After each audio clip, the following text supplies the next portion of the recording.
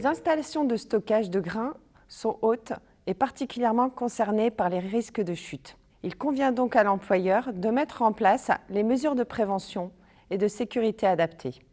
Notons tout d'abord que le travail en hauteur n'est pas défini dans la législation.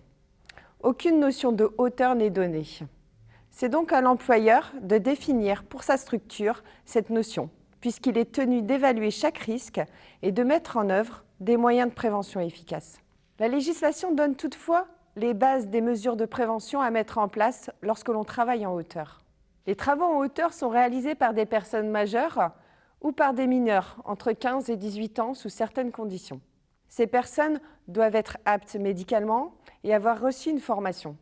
Il est impossible de travailler en hauteur en extérieur lorsque les conditions météorologiques ne sont pas favorables. Pour illustrer, on ne monte pas sur un toit lorsqu'une alerte orange pour vent violent est émise. Le Code du travail définit également les conditions pour qu'un poste de travail en hauteur soit sécurisé. La hauteur des garde-corps doit se situer entre 1 mètre et 1,10 m pour éviter tout basculement de personnes. Une lisse doit se situer à mi-hauteur entre le plancher et le garde-corps. Si un risque de chute d'objet est avéré, une plainte doit être disposée au niveau du plancher. Si des structures fixes ne peuvent être installées, des structures temporaires peuvent les remplacer en respectant les mêmes conditions. C'est typiquement le cas des échafaudages. Enfin, si des moyens collectifs ne sont pas envisageables, des moyens de protection individuelle doivent être réfléchis. Par exemple, la plateforme individuelle roulante, le harnais ou la ligne de vie. Quels sont les risques d'une chute de hauteur? Ce type de chute est lié au principe de la gravité. Lorsque l'on chute, la force de l'impact, aussi appelée force choc, peut être très élevée.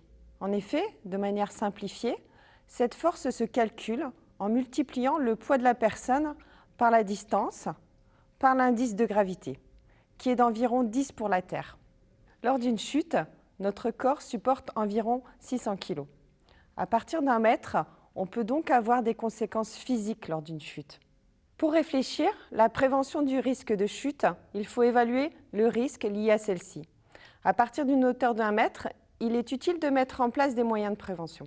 Pour cela, je peux me poser dans l'ordre les 4 questions suivantes. Tout d'abord, puis-je travailler à partir du sol? Par exemple, des systèmes d'aspiration peuvent éviter d'aller positionner un tuyau en hauteur. Dans ce cas, le risque de chute de hauteur est supprimé. Si cela n'est pas possible, il faut se poser la question suivante. Puis-je mettre des dispositifs de protection collective fixes?